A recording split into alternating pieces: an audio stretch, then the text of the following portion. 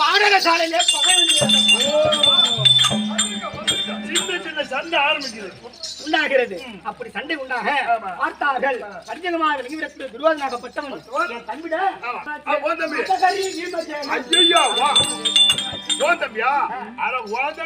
சரியான புடுக்குங்க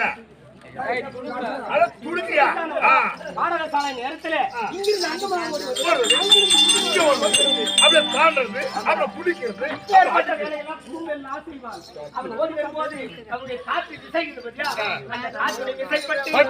துரியோதனன் ஒருவன் தவிர காத்துல பொரிய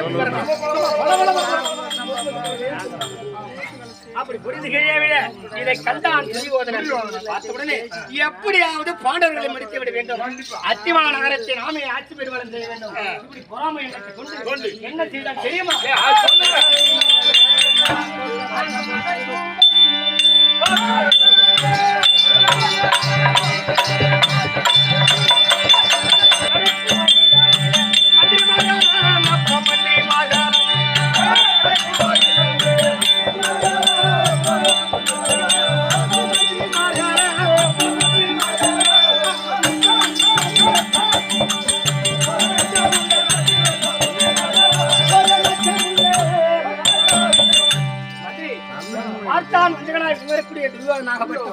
நடக்கின்ற வழியிலே நசி முளை நாட்டி வைத்தான், குளிக்கின்ற குளத்திலே கூர் ஊட்டை நாட்டி வைத்தான், உண்ணக்கூடிய சாதத்திலே ஒரு படுக்கின்ற பாயிலே பாம்புகளை தெரிந்தான்.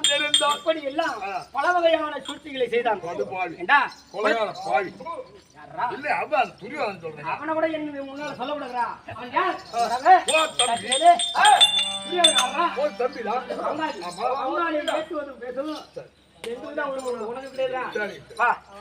சரி, அப்படி இருக்க குளிக்கின்ற குளத்திலே நான் தான் சொன்னேன், என் தம்பி துடுக்கானவன் அதை எதிரி குதிக்கிற குளத்துல. ஆனால் நாங்கள் ஒரு நாள் தினத்திலே குருவாயூர் துரோணாச்சாரியுடன் சேர்ந்து குளக்கரைக்கு செல்கிறோம். பார்த்தா ஊசி வந்து ஊர் ஊசியை நாட்டி குளத்திலே வைத்திருக்கிறான்.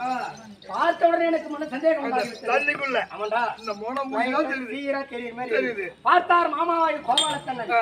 எப்படி கேட்டால் அத்த பிள்ளைகளா பாண்டவர்களை காக்க வேண்டும், தண்ணியில ஈ உட்காருமாடா, உட்காராது.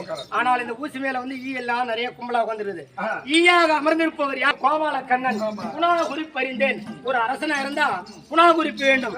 உண்ணும் மிருகம், உறங்கும் மிருகம், புணர்ச்சி செய்யும் மிருகம், இதெல்லாம் வேட்டையாடக்கூடாது. அதுதான் தெரிஞ்சு சர்டிபிகேட் வாங்கிடுறதுல.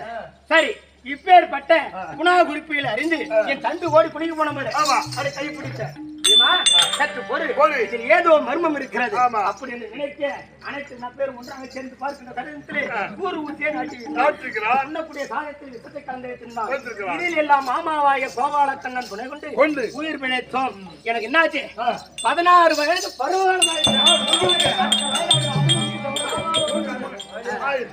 பருவகாலம் ஆகியவுடனே பார்த்தார் பாட்டனாகிய வீட்மாட்டாடி இளவரச பட்டம் தரிக்க வேண்டும் என்று எண்ணத்தை கொண்டு இளவரச பட்டம் தரித்தார்கள். அப்போ இது அதிக பொறாமத்தை கொண்டான். எந்த புண்ணில் வேலை பாட்சியிடம் என்ன செய்தான் தெரியுமா? அல்ல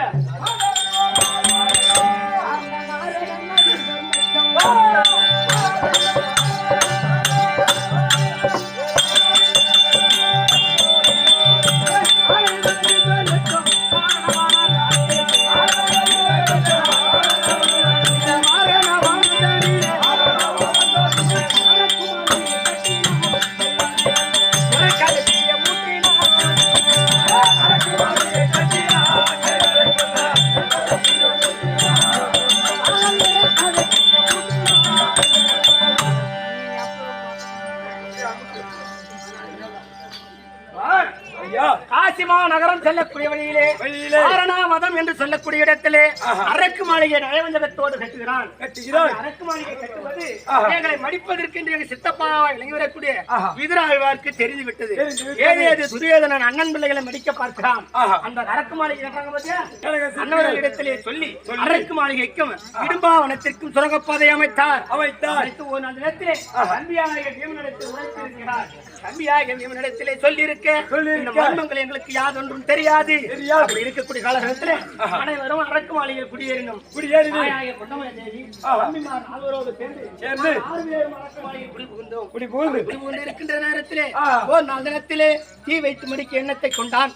அப்படி தீ வைக்கின்ற பொழுது பார்த்தான் தம்பியாக வீமனாகப்பட்டவன் எங்களை மார் மீதும் கை மீதும் அரக்கு இரண்டாவது ஜாமம் சென்றது. மூன்றாவது ஜாமத்தில் எடுத்தான் சரவத்தி அடித்தான் அரக்கு மாளிகைக்கு சுரங்கப்பாதையின் வழியாகத்தானே வனம் கொண்டு சேர்த்தான்.